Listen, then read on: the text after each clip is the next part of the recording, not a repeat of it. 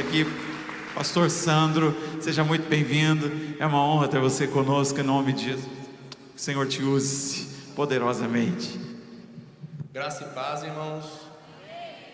Bom estarmos aqui nesta noite. Eu costumo dizer, sempre que vou pregar, que aquilo que você ainda nem pensou em pedir, Deus já preparou para você. Sabe por quê? Porque ele teve um tempo aí, aproximadamente de 6.000 anos, para preparar este dia antecipado. Ele sabia que neste dia, você, nós estaríamos aqui. Então, dessa forma, ele teve um tempinho de sobra para preparar aquilo que você veio buscar nessa noite. E você sabe que o nosso culto começa lá na casa.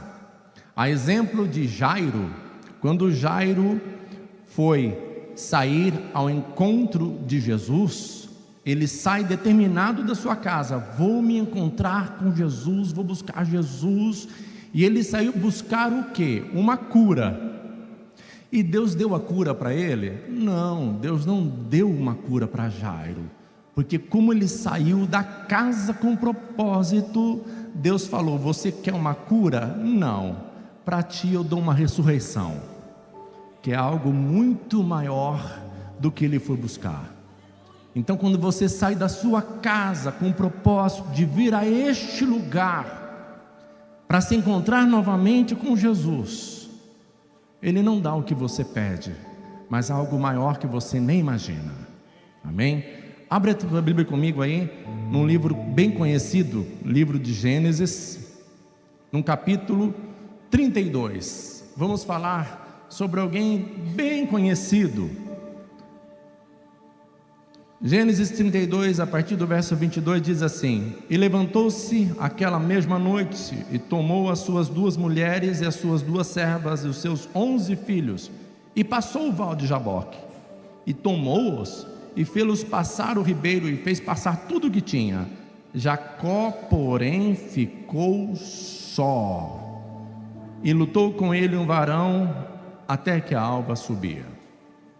Gente, uma vez eu fui a um culto familiar, e quando eu cheguei lá, quem estava para ministrar abriu esse texto, leu esse texto, e ele repetiu 3 vezes a palavra: e Jacó fez passar tudo o que tinha, e Jacó ficou só, e Jacó ficou só, e Jacó ficou só. E eu fui embora para casa, mas ficou uma voz latente na minha mente: Jacó ficou só, Jacó ficou só, Jacó ficou só. E isso foi numa segunda-feira.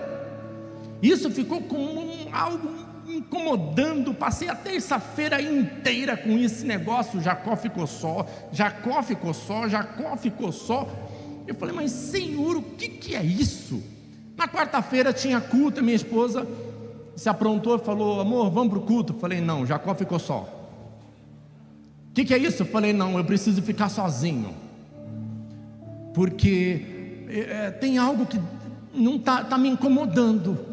Essa palavra Jacó ficou só ficou me incomodando. Porque sabe quando é que você mostra que você quer buscar a Deus? Quando não tem ninguém te motivando. É muito fácil quando alguns irmãos, às vezes, quando você não vem no culto, quando você não assiste, quando você falta, é muito fácil quando alguém fica ali te mandando um recado, te motivando.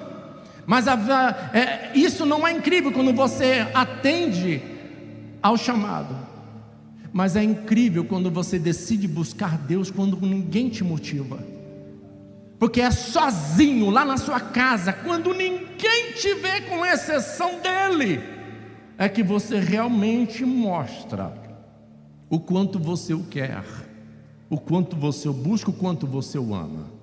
E naquele dia eu fiquei em casa sozinho. Ela foi para o culto, dobrei meu joelho, abri esse texto, falei: Senhor, fala que o teu servo ouve. E eu comecei a ler essa história, e ela já tinha um tom diferente para mim. E Deus começou a tratar coisas comigo que mudou totalmente a minha forma de pensar, o meu jeito de imaginar as coisas e a minha maneira de viver. E tudo isto que Deus tratou comigo, eu quero compartilhar com vocês nesta noite, a respeito da vida de Jacó. A primeira coisa que aprendemos aqui é sobre o seu próprio nome, Jacó. Vocês sabem que quando ele nasce segurando o calcanhar do seu irmão Esaú. Daí veio o nome Jacó, que na realidade o nome Jacó significa aquele que segura o calcanhar, aquele que quer tomar o lugar do outro. Por isso foi lhe dado esse nome. E você vê essas características no desenrolar da vida de Jacó, porque ele vive tentando tomar o lugar do seu irmão Esaú. E essa história me parece bem familiar, porque quantas vezes você já não se pegou querendo estar no lugar de alguém? Quantas vezes você não olhou para a vida de alguém e disse: aquele cara tem uma vida abençoada, olha que vida tranquila, aquela irmã tem uma vida abençoada, ai, eu queria tanto estar no lugar dele. Quantas vezes você quis estar no lugar do outro? E Jacó, na sua história de vida, ele mostra que ele sempre quis estar no lugar do seu irmão Esaú. E quando ele ainda está no ventre, e ele está brigando com o seu irmão, um anjo, a mãe fica assustada com aquela coisa na barriga. Um anjo aparece e diz: calma, no seu ventre tem duas nações, a maior servirá a menor. E quando ele nasce e ele cresce, sua mãe encuca isto na cabeça dele, e ele cresce com essa mentalidade que um dia seu irmão iria o servir, um dia ele seria servido e tal. Ele cresce com isso, e ele está determinado a alcançar isso. Ele almeja a bênção da primogenitura, mas por direito quem era para ser abençoado era Esaú. Mas Jacó não estava disposto a esperar muito. Jacó não está disposto a esperar que Deus resolvesse essa questão, porque ele resolve dar uma mãozinha para Deus, como quem está dizendo: olha, já que Deus é comigo mesmo, já que Deus está comigo, já que Ele disse para minha mãe que seria comigo, então vou dar uma mão para Deus me abençoar. E ele engana seu irmão e engana seu pai, e paga caro por isso, porque ele tem que fugir correndo. Ei, quantas vezes você botou a mão para resolver algo que não era da sua competência? Quantas vezes, por ansiedade, por aquele receio de que talvez Deus fosse demorar um pouquinho mais, você estendeu a mão e tocou para resolver algo que você não tinha competência para resolver, e deu errado? Irmãos, como eu aprendi isso da pior forma possível na minha vida. Eu trabalho hoje com terraplanagem, e eu me lembro quando eu fui entrar no ramo, eu orei 4 meses, fiquei orando 4 meses, orando a Deus, buscando, porque eu não tinha dinheiro, eu não era do ramo. Eu fui tapeceiro 20 anos, e eu não tinha dinheiro nenhum para comprar uma máquina, e eu fiquei orando 4 meses, e olha, sem nenhum centavo no bolso, comprei uma máquina de 100 mil reais, isso em 2008, porque Deus, eu não tenho tempo aqui para contar melhor como foi, mas Deus arrumou tudo, eu comprei a máquina e foi bênção. Aí precisava comprar um caminhão, falei: Deus abençoou a máquina, não precisa nem orar para comprar o caminhão, já abençoou a máquina, Deus está comigo, vou comprar o caminhão. Olha que negocião que eu fiz. Na época comprei um caminhão por 17, gastei 10 para arrumar e vendi por 7, porque não precisava nem orar, Deus era comigo, eu sabia que Deus estava no negócio. Para a máquina eu orei, foi redondinho, foi bonitinho, foi tranquilo e foi bênção. O caminhão, misericórdia, irmãos. Só o sangue de Jesus tem poder na causa. E eu aprendi da pior forma, que quando tem algo complicado para resolver, a melhor coisa que você faz é não botar a mão. Porque Deus tem a sua forma de resolver, o seu jeito de agir. Porque não existe nada que não esteja ligado. Todas as coisas estão ligadas para cumprir o seu propósito. E às vezes uma má ação sua hoje compromete todo o projeto de Deus amanhã. Porque é desse jeito, uma escolha errada sua hoje compromete todo o projeto de Deus amanhã. Você vê isso com Moisés. Era para chegar e falar para a pedra: ele está bravo, bate. Pagou caro, morreu sem entrar na terra prometida. Porque é desse jeito. Ei, quando você não sabe o que fazer, vai orar. Atos capítulo 12, no verso 5, diz que Pedro era guardado na prisão, mas a igreja fazia continuamente oração por ele. Não era de Deus Pedro estar solto? Claro que era de Deus. Ele representava ali um dos líderes da igreja da época. Os irmãos não podiam se reunir ali, pegar uns 10 guarda-roupa e falar assim: ó, vamos arrebentar aquela prisão, vamos arrancar Pedro, porque é de Deus que ele está preso, olha, ele vai morrer. Não podiam ter feito isso? Podiam. Eles vão fazer o quê? A única coisa que podiam: vão orar. Porque Deus que tinha que soltar Pedro, porque afinal de contas, na ótica da lei daquele tempo, ele era um criminoso. E só Deus podia resolver aquele abacaxi sem complicar todo mundo. Então, quando tiver algo para resolver, que você não sabe o que fazer, meu querido, dobra o joelho, fica calma e espera o tempo de Deus. E aí ele foge e vai para a casa do seu tio. E quando ele chega lá, ele bate o olho em Raquel, se encanta com Raquel e quer casar com Raquel. Aí vocês sabem que o tio engana ele, trabalha 7 anos, não dá a Raquel, dá Leia, trabalha mais 7 anos. Alguém que possa pensar e dizer: que coisa que o tio fez para ele, olha, que coisa ruim que o tio fez, um parente fazer um negócio desse. É mesmo? Mas aqui ele só está colhendo o que ele plantou lá atrás.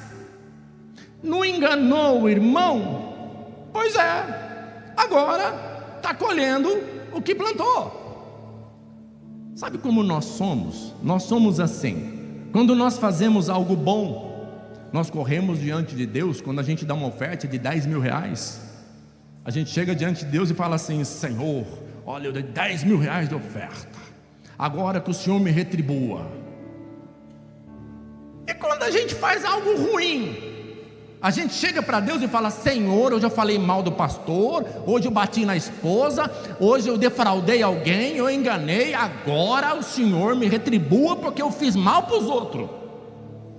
Gente, se pudesse, a gente falasse assim: Senhor, manda fogo nessa semente do inferno e não deixa ela crescer.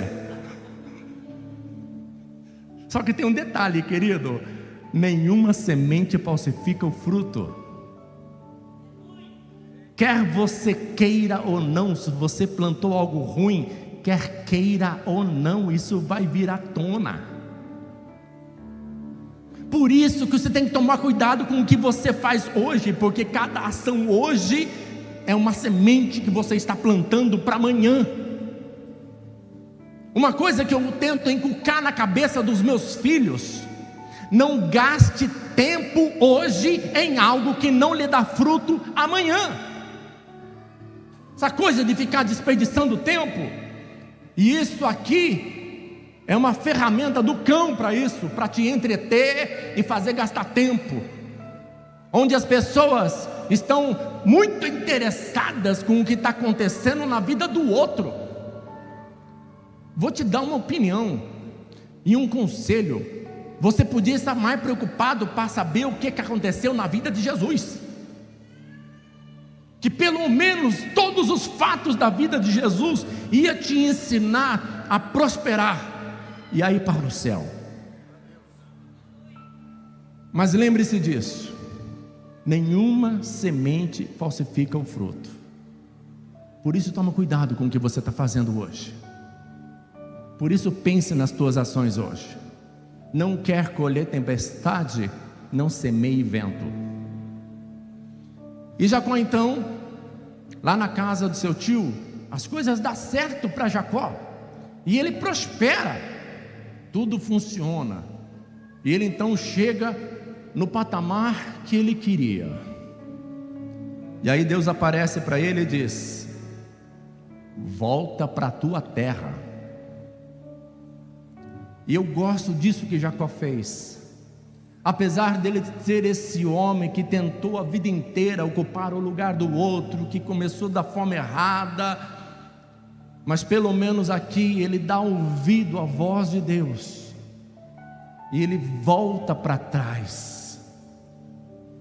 E sabe o que eu gosto dessa parte, gente? É porque foi no caminho de volta, quando ele chega no Val de Jaboque, que Deus se encontra com ele. Jaboque significa estreitar, porque todo encontro que vai fazer diferença na nossa vida com Deus, normalmente é sempre no estreito. É sempre no estreito que a gente tem encontros que marcam, que mudam. E ele aceita voltar para trás. E é nesse instante que Deus se encontra com Jacó. Sabe o que é interessante? O sucesso de Jacó nunca foi bom o bastante para chamar a atenção de Deus, ao ponto de fazer Deus sair do trono. Eu fico imaginando Deus olhando Jacó lá do céu, olhando como quem está dizendo: olha, as coisas estão indo certo para ele, está tudo dando bem, tá, até aí não está me chamando atenção em nada, tá bom, tá como igual a todo mundo, vida que segue. Mas quando ele dá ouvido para Deus, para voltar atrás, para consertar um erro, isso faz Deus voltar, se virar, ao ponto dele sair do trono e ir se encontrar com Jacó. Às vezes nós queremos chamar a atenção de tantas pessoas que não vão fazer diferença nenhuma na nossa vida, mas realmente quem faz diferença, quem pode fazer algo, é Deus. E quantas vezes você se preocupou em chamar a atenção de Deus? Ah, mas Deus está preocupado com o universo, Deus tem mais coisas para se preocupar. Você não sabia que Ele é onisciente? Você não sabia que Ele é onipresente? Você não sabia que o teu problema para Deus tem tanta relevância como a guerra do Irã? Você não sabia que Ele se incomoda com essa dor de cabeça, com essa pedra que está no teu rim? Porque Ele é onisciente. Então quando você pensa, Ele não está ligando, é engano da tua parte. Jó pensava assim. Jó pensava que Deus estava alheio, não estava nem se importando com ele, e mal sabia Jó que o universo estava de olho, prestando atenção naquilo que ele ia fazer, porque Deus apostou suas fichas em Jó. Quando ele achava que Deus não estava ligando, estava todo o universo à espreita. Vamos ver o que Jó vai fazer, porque Deus falou que ele não vai blasfemar. Deus está de olho na tua vida. Deus está de olho em ti. Mas a melhor forma de chamar a atenção de Deus é fazendo igual Jacó. É quando Deus falar, vai consertar um erro. Sem questionar, você fala, Senhor, eu vou consertar isso aqui. Porque aquilo que chama a atenção de Deus não chama a atenção do mundo. O que é importante para Deus não é importante para o mundo. E é o único encontro que vai fazer diferença na sua vida, é um encontro sobrenatural com Deus. É o único encontro que importa. Existem pessoas às vezes que estão há anos na caminhada cristã, e acredite no que eu vou dizer, ainda não se encontraram de forma sobrenatural com Deus, ao ponto de saírem do culto, ao ponto de começarem a olhar Deus em tudo que fazem, em tudo que vê. Existem pessoas que foram convencidas pela verdade, mas ainda não foram tocadas por ela. Isso é uma noite oportuna. Eu não falei no começo que o culto começa na casa com propósito. Não importa se a igreja está lotada, não importa. O que conta é tu. Eu aprendi um dia, gente, que se eu estiver com mais alguém reunido, somente nós dois, e começarmos a falar de Deus, Deus vai se manifestar. Eu aprendi, eu vi isso no meu trabalho. Eu fui trabalhar um dia ali em Pedra Bela, fui fazer uma terraplanagem lá. O contratante era da Testemunha de Jeová, o pai era da Congregação Cristã. Aí comecei a trabalhar. Quando eu fui entrar com a máquina no terreno, era um brejo, não me avisaram, a máquina afundou, e a máquina foi para o brejo. E isso era 1h da tarde, eu não consegui tirar a máquina, até às 5 da tarde eu não consegui tirar a máquina do brejo. E subia na máquina, descia, virava para lá, cavocava aqui, não consegui tirar a máquina do brejo. E aí estava eu, o meu motorista, o contratante, o pai dele e o servente dele. Aí eu falei: Márcio, pede para a prefeitura, por favor, vê aí se eles conseguem mandar uma máquina para a gente tirar aqui amanhã. Ele pediu, no dia seguinte a prefeitura foi lá, mandou uma máquina, tirei a máquina, comecei a trabalhar. E quando chegou na hora do almoço, comi minha marmita, saí da máquina, fiquei esperando um pouco passar ali, fazer uma digestãozinha. Vem o pai do Márcio conversar comigo, que era um ancião da congregação, e ele vem conversar comigo. Aí ele fala assim: moço, fui orar a Deus a teu respeito. Eu falei: é mesmo, seu Pedro? Oh, que bom. E Deus falou para mim: este é um também que vai morar no céu. Eu falei: olha, que bom saber disso, seu Pedro. E nós começamos a conversar sobre Deus, mas de coisas simples, sobre as grandezas de Deus. Dali a pouco a gente começa a sentir uma presença que a gente não tem dúvida de quem era que estava ali. Isso era 1h da tarde no meio do mato, e só estávamos em 2. E eu comecei a sentir algo, eu falei: eu sei quem é que está aqui. E ele não segurou, começou a orar em língua estranha.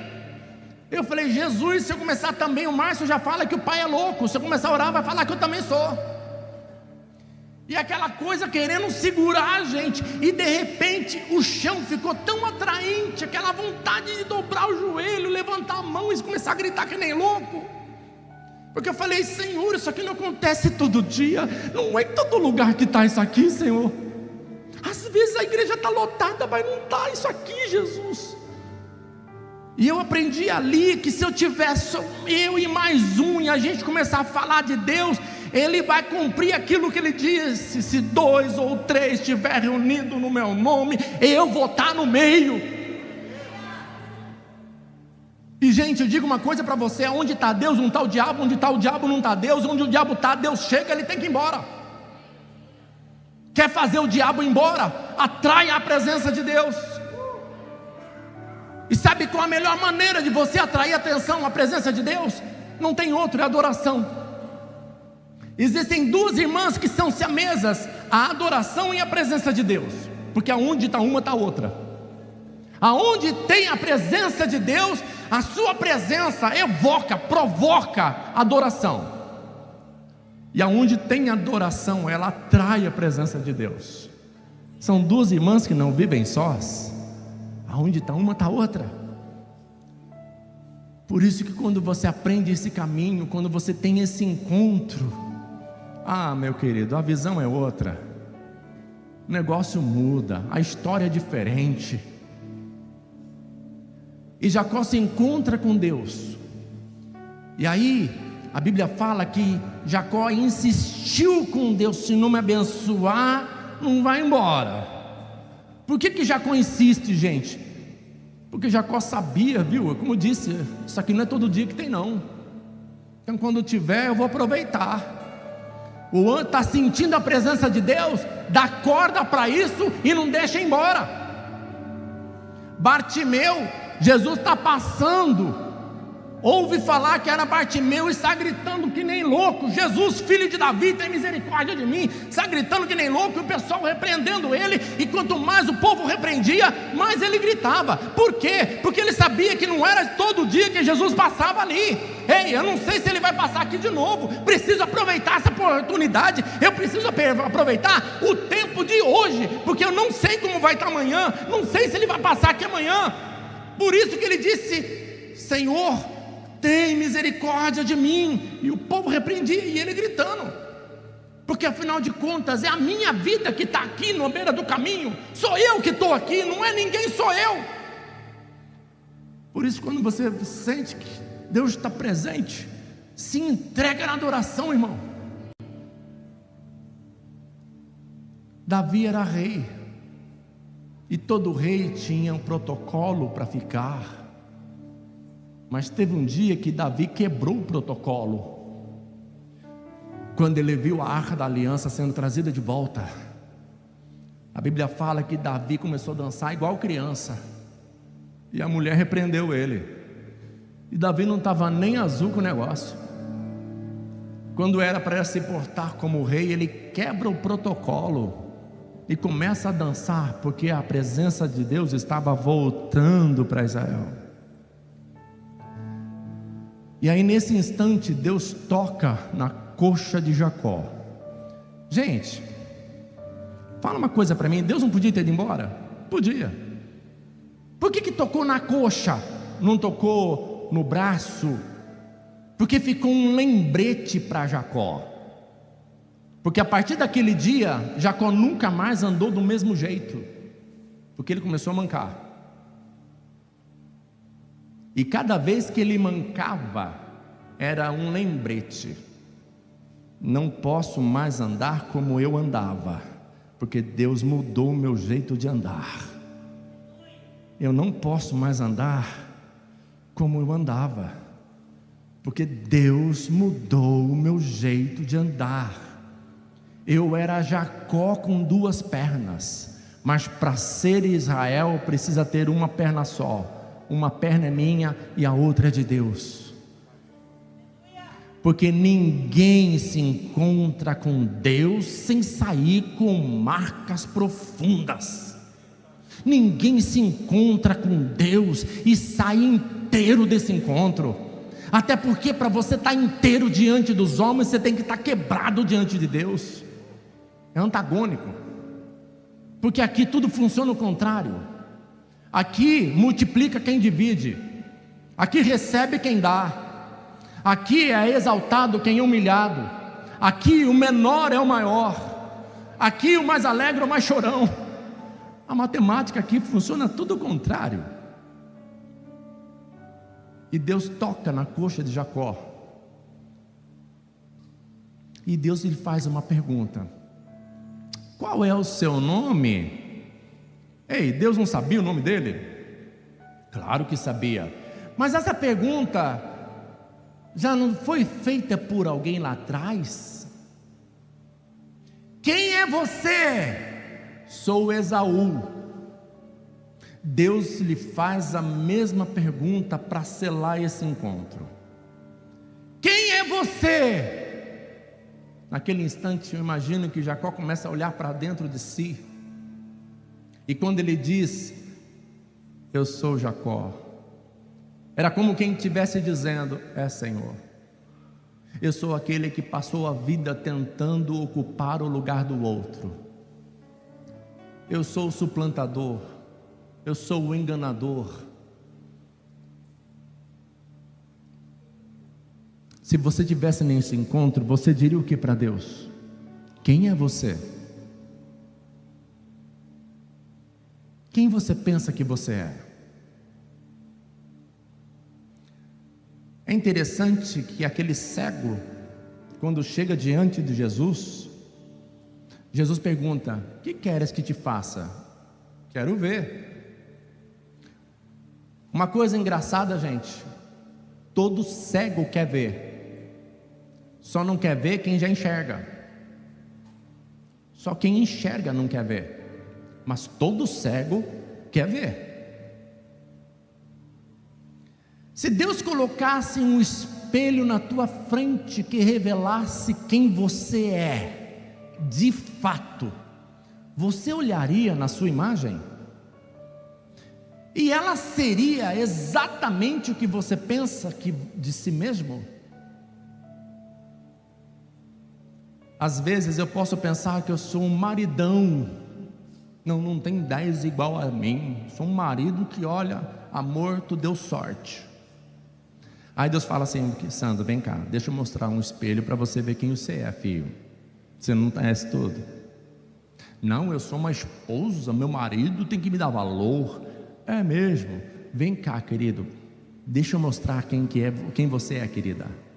Não, eu sou um servo que não tem. É mesmo? Vem cá, deixa eu te mostrar. Você teria coragem de olhar no espelho? E se a imagem que você visse não fosse aquela que você pensa? Porque veja bem, todo cego que passa a ver, seu conceito do universo muda. Imagina um cego que nunca viu isso aqui, e ele passou faz 20 anos, ele nunca viu, e nesse instante ele está aqui agora, e Deus abre os olhos dele, e ele olha isso e fala: meu Deus, isso que é preto, que coisa incrível, isso o que é? Ah, isso que é o plástico.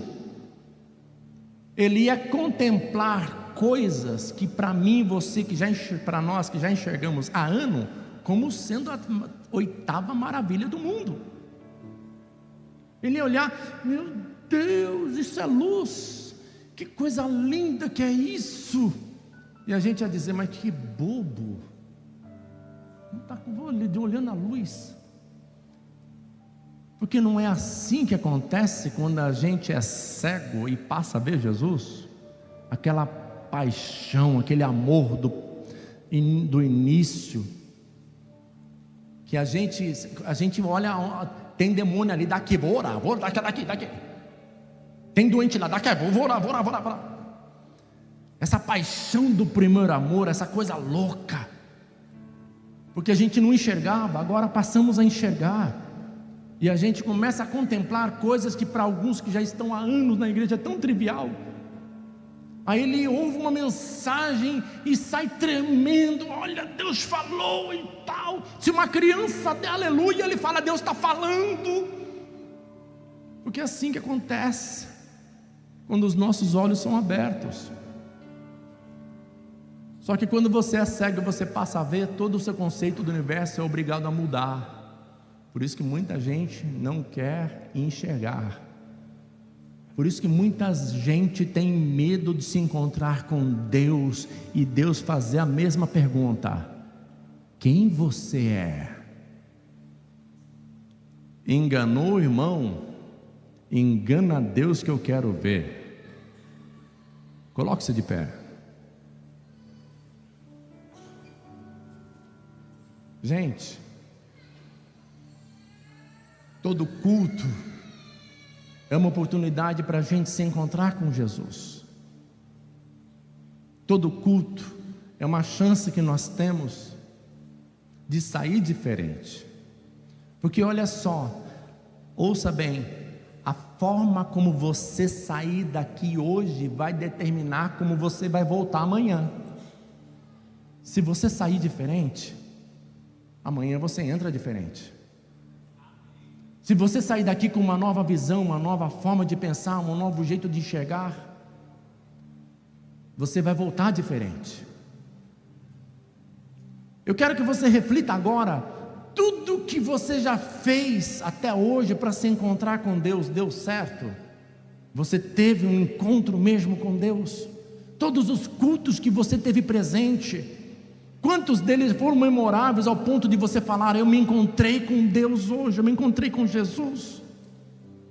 Eu quero que você pense em tudo que você já fez, e você pegue tudo isso e jogue no lixo. Por quê?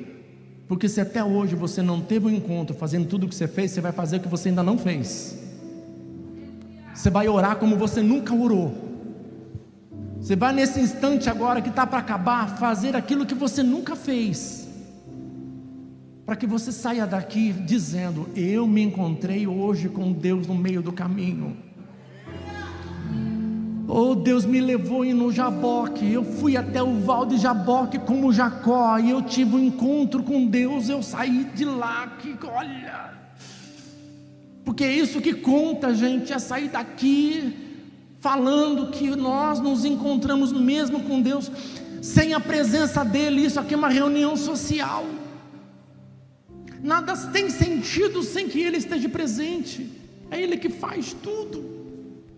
Nós não estamos à frente, nós não estamos diante de um Deus que não ouve, nós estamos diante do Criador do universo, e essa noite pode ser memorável para você, porque olha, eu já tive, eu me encontrei, eu sei o que é, e mais ainda a Bíblia diz que mesmo para mim, que eu já tive um encontro, ainda tem coisa que ainda não experimentei. Todo culto que eu venho, eu espero que algo aconteça, algo que me mude de novo, algo que me transforme, porque Ele é uma fonte inesgotável. Eu ainda não experimentei tudo, e eu entendo que a glória da segunda casa é maior, eu entendo que o vinho dele é melhor, eu entendo que ainda tem muita coisa boa para a gente ainda. Mas depende do nosso coração, depende da gente, porque o culto é individual. Às vezes tem uns que Deus está falando de forma simples, Ele está rasgando a alma, e às vezes tem alguém que está ali igual aquele moço que estava na janela, quando Paulo estava pregando.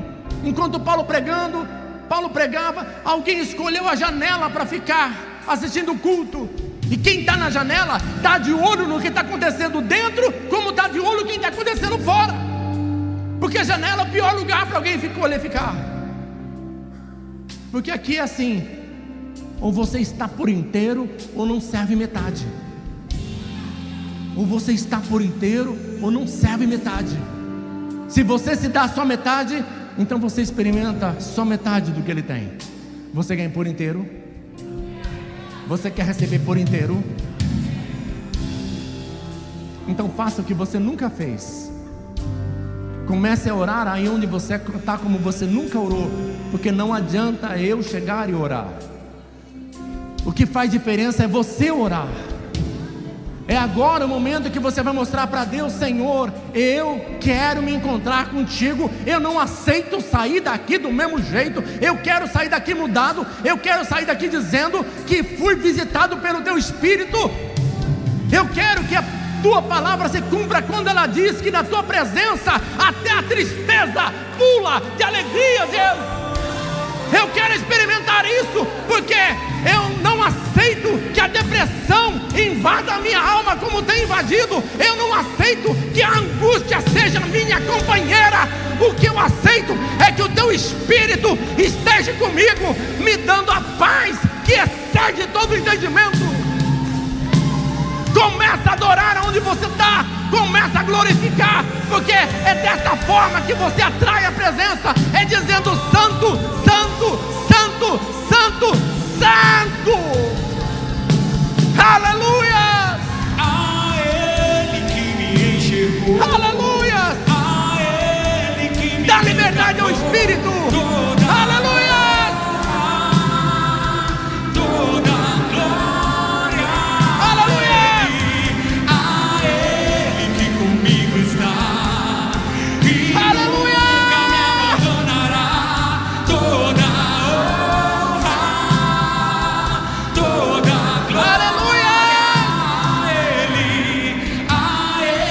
Aleluia, Jesus. A Ele que me resgatou, toda honra, toda glória. Aleluia. Eu quero fazer um convite muito especial. Você que ainda não aceitou Jesus, você que ainda não falou: Senhor, eu quero que tomes conta da minha vida, eu quero que o Senhor me dirija os meus passos. Se há alguém que não fez isso ainda, levanta a tua mão como um sinal.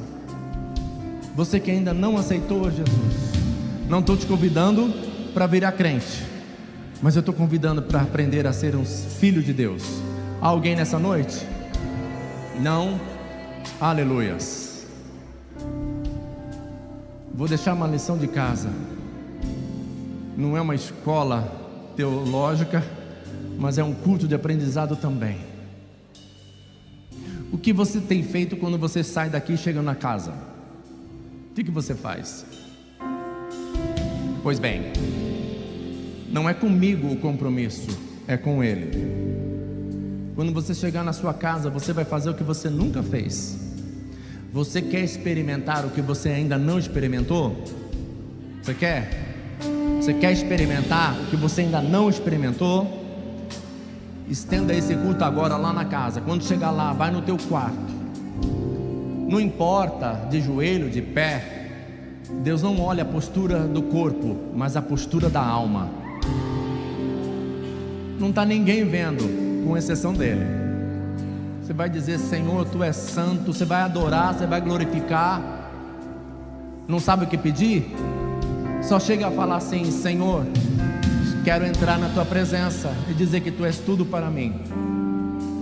E eu quero que a partir de hoje, Senhor, o Teu Espírito Santo me incomode a fazer tudo o que eu ainda não fiz, para experimentar o que eu ainda não experimentei. Você quer isso?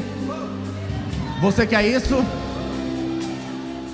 Então seja um vaso de Deus na vida do teu irmão. Diga: então a sua vida, irmão, vai mudar a partir de hoje. Sua vida, irmão, vai mudar a partir de hoje. Sua vida vai mudar a partir de hoje. Aleluias, glórias a Deus. Deus abençoe a todos. E eu sempre digo que toda ação é resultado de oração. Viu? Sempre que você se lembrar de mim, é Deus falando para você orar para mim, tá entendendo? Você entendeu o mistério? Se amanhã você lembrar de mim, se depois da manhã você lembrar, é Deus mandando você orar, tá bom? Deus abençoe a todos em nome de Jesus.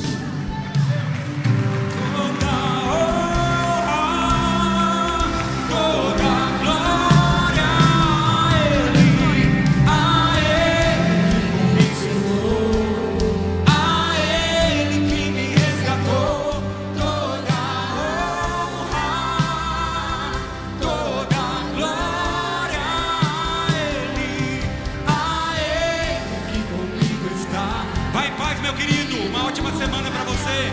Que Deus te abençoe. Toda glória a Ele que me enxergou.